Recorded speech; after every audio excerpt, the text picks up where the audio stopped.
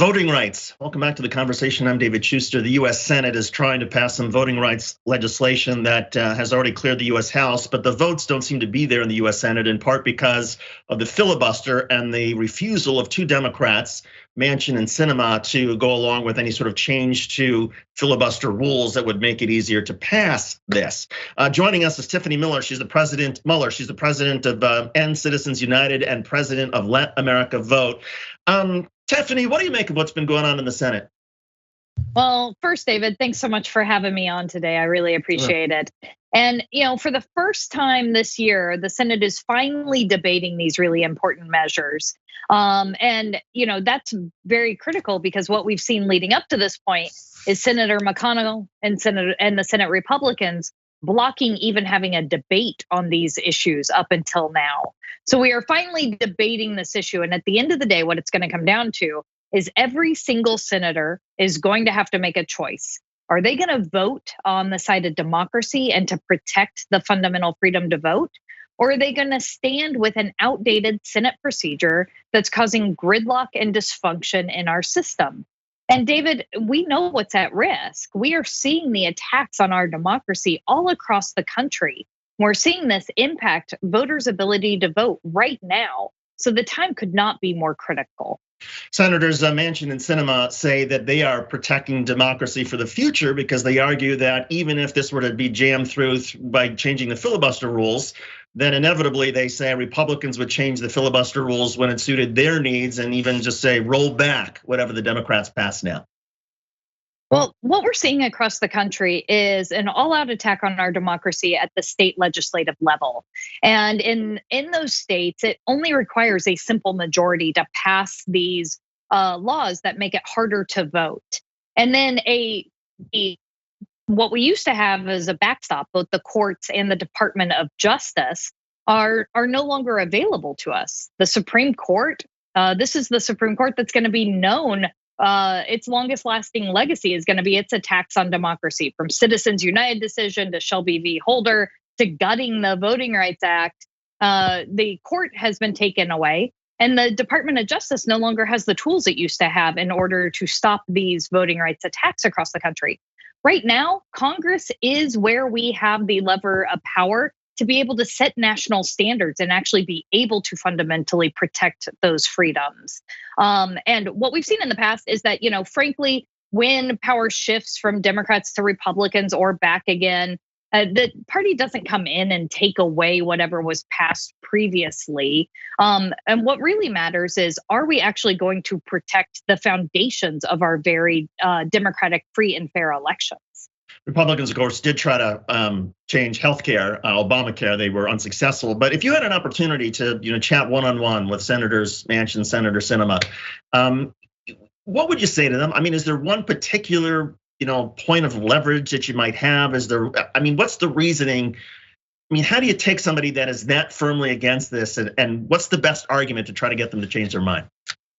Well, David, as you know, we have been helping spearhead a campaign that we're so proud of, that has been putting pressure on the entire Senate Republicans and Senate Democrats, in order to actually get this bill passed. And that has included everything from demonstrating the attacks that our democracy is under, to showing that the filibuster has been changed 160 times in the past 40 years, to demonstrating that, it is not the filibuster that's actually creating bipartisanship and cooperation in the Senate, but actually the filibuster that's keeping those things from happening. And every single day, there have been thousands and thousands of people across the country who have been involved in trying to make that case. I think Senator Sinema and Senator Manchin have all of the information at their fingertips. At the end of the day, it is frankly their choice on how they're going to vote. And we hope that they choose the side of democracy, because I think the long arc of history is going to judge them for however they vote.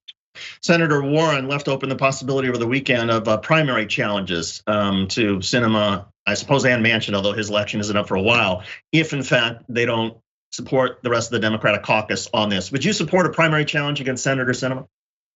Well, in Citizens United and Let America Vote, we absolutely engage in campaigns and elections, and our job is to elect champions who are going to stand up for our democracy, champions who are going to fight to get money out of politics, who are going to fight to protect the fundamental freedom to vote. And we have already issued a statement that says that any member of Congress who doesn't do everything necessary to get these bills passed will not be eligible for our endorsement or support in the future. And so we will evaluate the candidates and we will endorse and champion and campaign for the folks who are actually going to make our democracy a top priority in their campaign. There's another proposal that's sort of been floated out there. Some Republicans seem to be somewhat open to it. It's called the Electoral Reform Act. And what it would essentially do is block some of the state legislatures from overturning election results in the manner that Donald Trump was seeking in the last election. And a lot of folks, some Republicans say, hey, let's just take care of that problem and make it a little bit easier for the actual votes to be counted in Washington as opposed to a legislature undermining that. Is it better to at least get that piece through if he can't get anything else? In other words, at least stop Donald Trump, what he was trying to do, even if he can't get the John Lewis bill or the other voting rights legislation. The Electoral Count Act absolutely needs reformed. We know that. We saw what President Trump tried to do in 2020, and everything that happened in 2021 and leading up to January 6th. But this is also this is about Senator McConnell being a little bit of Lucy with the football, right? He saw that there was momentum happening with the Freedom to Vote Act and the John Lewis Voting Rights Act.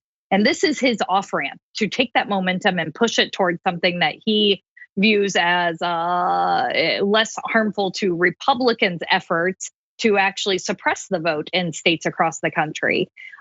So the other thing that we haven't seen is a commitment to get 10 Republicans on board with that and to actually get that passed and signed into law. So I don't think that we should be I don't think that we should just assume that they are going to pass that bill. At the same time, yes, of course, we need to pass that. But you know what, David, that's not actually going to address the voter suppression that we are seeing in states right now. The voter suppression where in Texas, we're actually seeing half of mail-in ballot applications being rejected because of the new Texas law.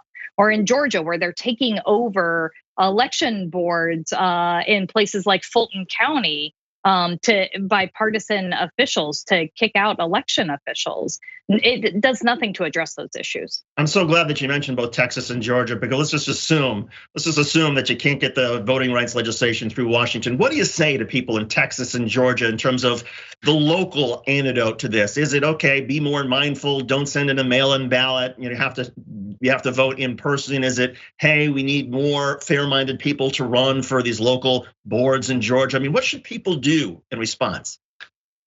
Well, what we're not going to do is give up, right? This is a fight that is going to continue long after this vote in the Senate. And this movement and this moment is too important to give up. So we are absolutely going to take the lessons that we learned from this campaign, the organization, the grassroots energy, and we're going to apply it up and down the ballot in states to fight against the voter suppression that we're seeing, to help voters be able to access the ballot, to help elect champions of reform and democracy, to hold Republicans accountable for what they're doing all across the country, and to continue pushing on the federal level as well with any potential legislative vehicles in the future. At the same time, you know what? It is not okay that right now what's happening is that Republicans are putting up an obstacle course that is primarily targeting Black and brown and young voters from being able to access the ballot box. That's not okay. And the effort that's going to have to go in to trying to out-organize around it is effort taken away from just being able to, turn out the vote and run a good campaign. And it is immoral and it is not right. Over your shoulder and Citizens United, of course, that was the landmark case that essentially said, okay, there are no limits essentially on campaign finance. There's all this money that can flow through. I've always said to people that one of the characters, one of the villains in all of this is the media, at least the mainstream media, because there's so much money that is flowing through the broadcast networks and now some of the tech giants as well in terms of campaign advertising. There's no incentive for broadcast news organizations to say, let's look at whether there should be less money in politics because they make so much money from money in politics. It's the same thing with Facebook and others. So when you have that big an institution, the mainstream media, which wants as much money in politics as possible, it feels like the mountain is even steeper. You're right, David.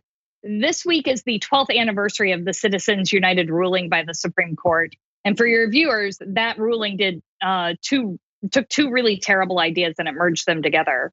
And it said money equals speech and corporations are people.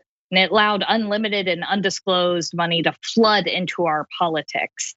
And prior to the Citizens United ruling, there was about what we saw was about $143 million of outside spending. Now we see last cycle, there was over $12 billion spent in our elections, with over $1 billion alone in just undisclosed dark money from outside sources. You know, groups that run advertisements that can say anything they want and say things like Americans for Better Puppies at the end of it. To us, this connection between policy and money is one of the underlying dysfunctions in our system, and it is absolutely critical that we address it. One of the things we're fighting for so hard in the Freedom to Vote Act is actually the Disclose Act, which would force at least transparency and accountability of all of that money that's flooding into our system.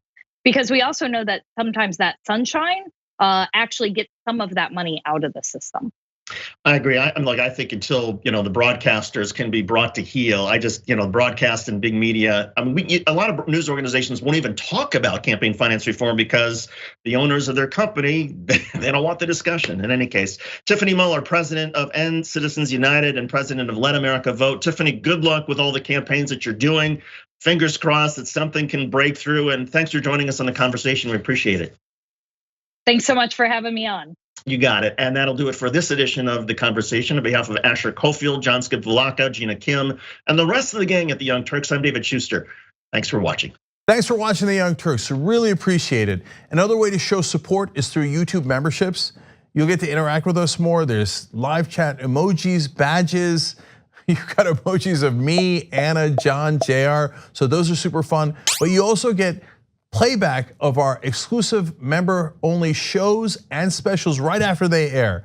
So all of that, all you gotta do is click that join button right underneath the video. Thank you.